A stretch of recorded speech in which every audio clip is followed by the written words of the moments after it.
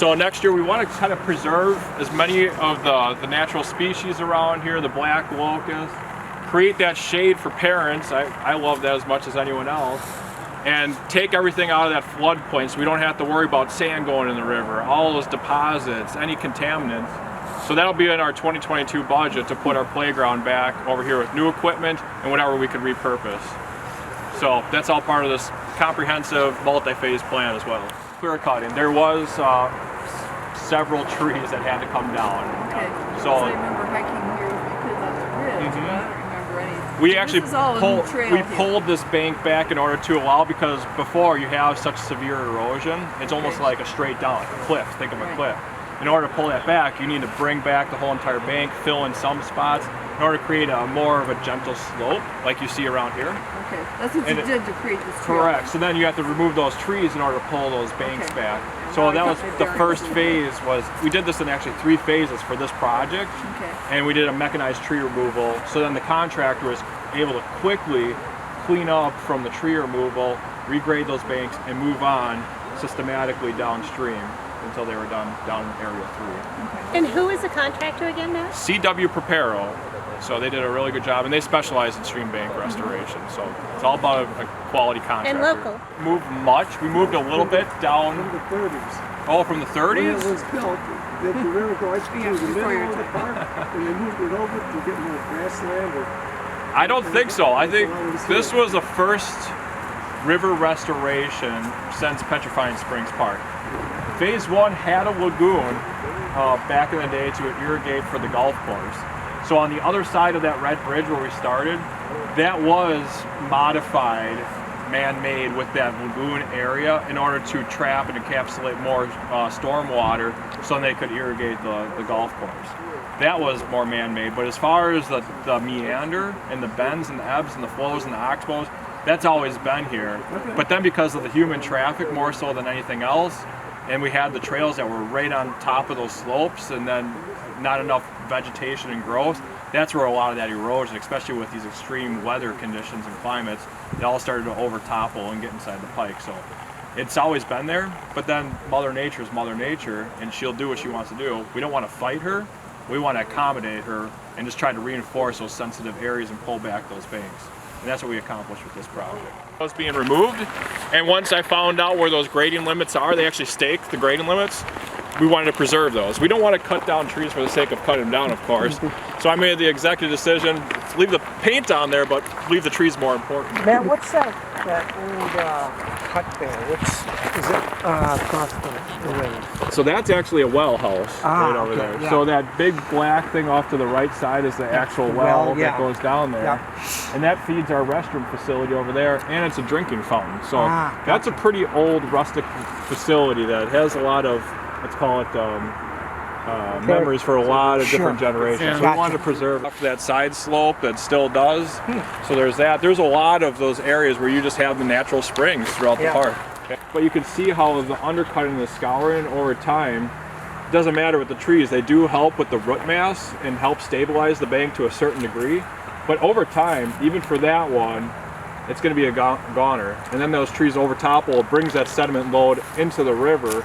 So yes, trees are good to a certain degree, but they also can scour and hurt the banks over time.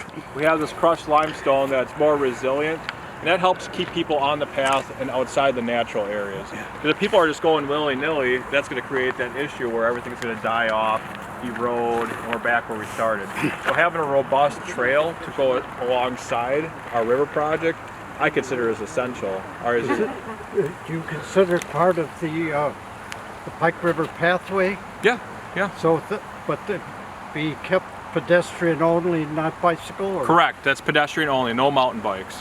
Yeah, we're developing mountain bike trails over as part of our partnership with UW Parkside. But we're seeing Because of all these natural springs, it naturally wanted to basically collapse that entire slope. So we had to reinforce with all that heavy-duty riprap material in order to hold that bank, or else you would have a large slough off from that whole hillside. So sometimes with these things, they're very organic. You start to discover things, you start to do your grade work. So we had to, unfortunately, protect that bank because we'd have all that slough organically into the river, which we want to protect. and keep all the phosphorus, nitrogen, total suspended solids out of that river. So that was an interesting part though too, but made sense for us to put that trail in there in order to go up on top of the rocks and then get people on top of there, because that's a beautiful view shed that we're going to be approaching pretty soon. So are you saying that underneath those rocks there's a bunch of springs that are Yeah, there's springs, and they kept on seeping down. You can actually see the crack, even when we were in construction, that it started out like this big. And then, buddy, how big did that crack get before we dealt with it? It was getting there. Yeah. So if you had a heavy rainfall event, it would have all just gone. It would have been like a mudslide. Yeah. So go look at phase 1, and that's going to all silt in. And we're going to be putting in vegetation inside the rocks this winter. And that'll start to have dogwoods and other organic material.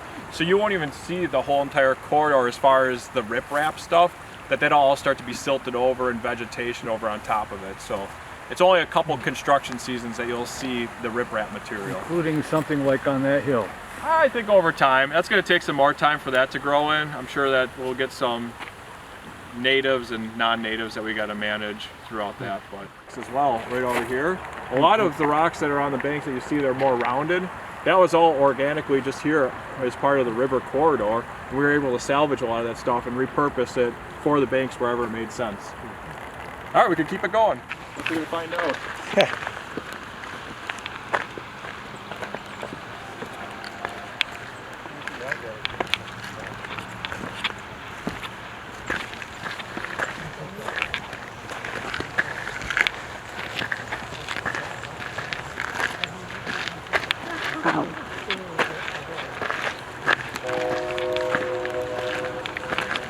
So Matt, that's limestone, I take it? This is just like your typical riprap, Yeah.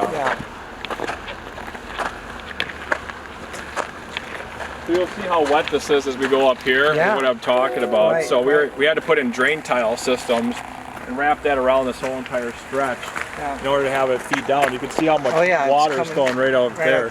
That's from the drain tile as it seeps into the river.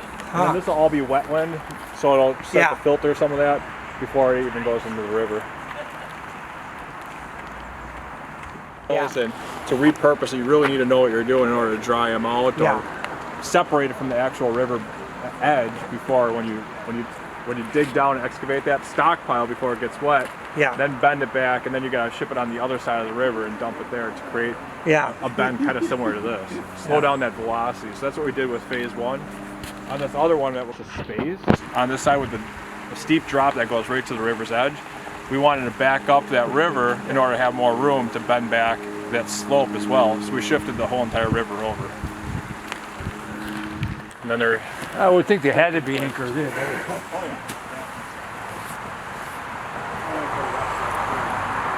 easier to do in the both agencies to work together for another 3 phases. So it'll be 3 here with Pets Park, 3 downstream through UW Parkside. But then the city, as you know, has a lot of, well, I don't know how much property they actually own, but... Well, they own Porio Park, and then they have a real long-term lease with Carthage. So, I mean, where they just built those dorms up on that bluff, that's actually city property. Oh, it is? But they have a 100-year lease. Got it. So... 1.3 million. Yeah, I was just gonna say, Donnelly, if you want, we could talk about these. These are our whole trees basically right inside there that we were able to harvest from the job, and that creates that fish habitat as well. Buddy, you want to add anything to that one? I mean, they go back like 20 feet into the bank. It's pretty cool. So it's all buried under there, and then they're packed with smaller branches, and the fish will love it. Can you say anything to why here versus somewhere else? Is there some? I think because it's that outside bank, so when it comes around this way, it's kind of protecting the bank as well. And But you said those are whole trees under there? yeah. So when the folks design this, they look at what's the energy coming through the corridor. And so there are pieces and parts of it where they're expecting a tremendous amount of energy. Then perhaps that's someplace that you want something harder. But ideally it would be all that, but it just doesn't work in some settings. And with the steep banks and some of the other things, you kind of want to find the right stability. Very well put. Yeah, and it helps out not only with the fish habitat, but the microvertebrates that the fish actually feed off of. Yeah. That's who loves that even more, and it attracts the fish to go there and find their meal. Yeah. So that's more of a benefit too. And they've got a fishing thing right next to it. How Yeah. about that? I noticed that. Yeah, both bookends, yep. So there's two Oh, fishing right. access points that we put in. Huh. I should have counted how many people we had when we first started. I hope we don't lose anyone. So you did do the stairs. I did.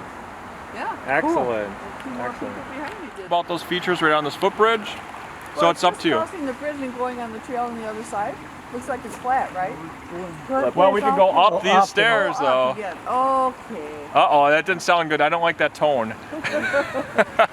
All right, let's go on this little footbridge. We'll call it a day. That's okay. Well, if you want to go up there, that's fine too. Yeah, I'm a geologist, Oh, cool. a hydrogeologist, study water, I think.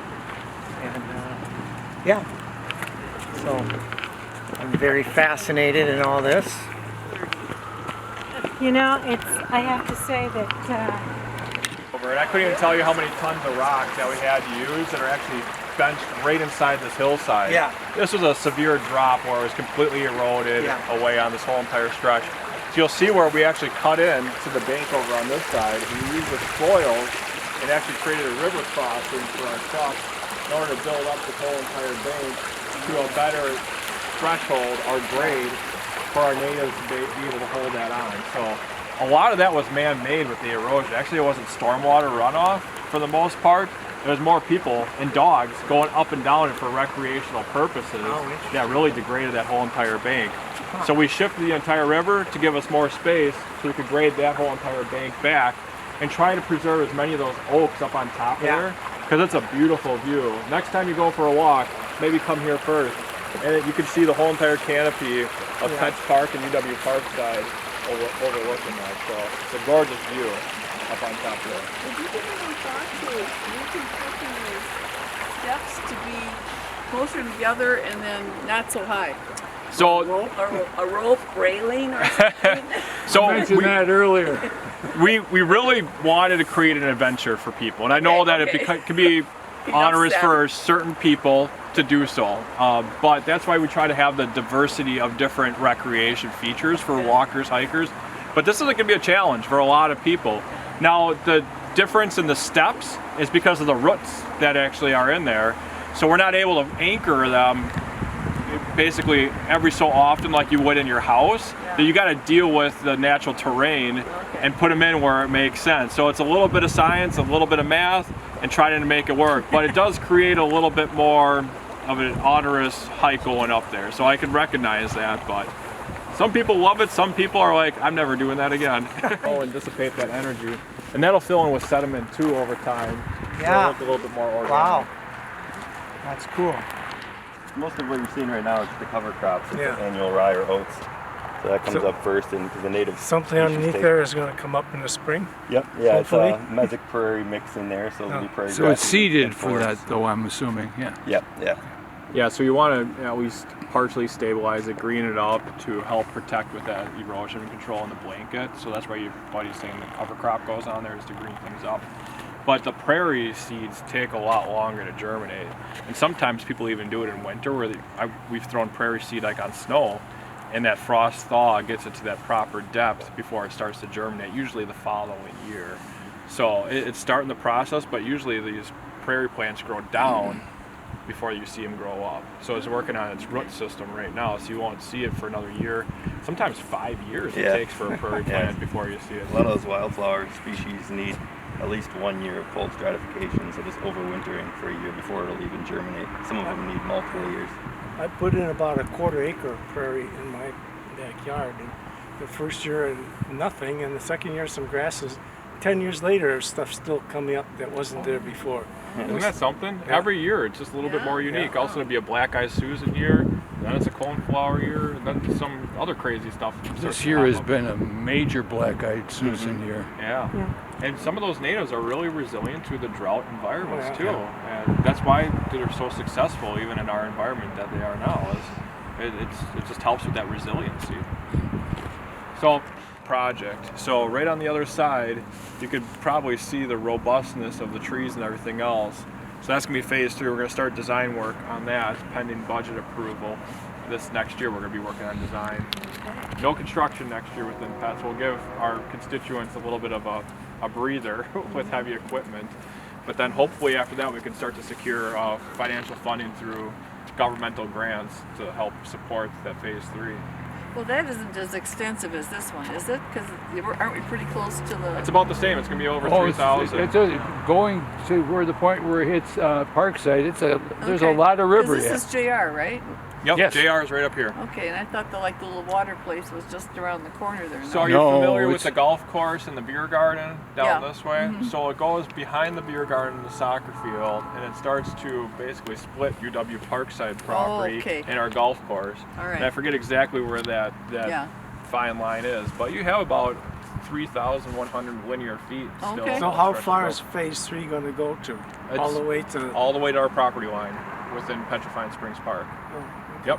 And Where then that little parking lot is near Parkside there? And then even beyond that, he's saying. Oh, Yep. it'll be beyond that. Yep. There used to be a dam up there too. Yes. I'm assuming that's gone now. That's gone, and we're putting a footbridge in there this year. Okay. Because that's going to be part of our expansion with the multi-use trail. Now we're connecting both properties together. So no one will know the difference that you're either on Parkside property or Petrifying Springs Park. We're creating an additional 3.5-mile loop this year for more trails. Okay. So that I way used to it's- go cross-country skiing at Parkside, so is that included in it, or is that stop before that part? It's on the other It's side. not- What's on Yeah. the other side of JR? Yeah. Okay. Yeah, cross-country courses over All right. this one, and oversight. So we contracted out, we hired Buddy and his team to help me with the oversight, because I'd love to be here every day. Okay. But unfortunately, I don't have that type of So you're with the time energy. contractor company? So yeah, he helped to work on the county's behalf, making sure that everything was done according to plan. Okay, great. So he was a valuable resource for I us. guess. So And with that, it seems like the years that we get a lot of good grants, but they all happen on the same year. Oh. And so, as part of that review, that was not funded because there just wasn't enough money in the overall funding to fund all the projects. But as part of that, this was recognized as a really good project. And so it was wonderful that with that recognition and what the need was, then the Great Lakes Restoration Initiative stepped in and provided $1 million. Wow. So instead of the $200,000 that they asked for, that was big. So Donnelly, you were huge when it came to that conduit connecting all the sources together, because if you don't have people talking on the inside, then you don't really have an idea about what we're trying to accomplish.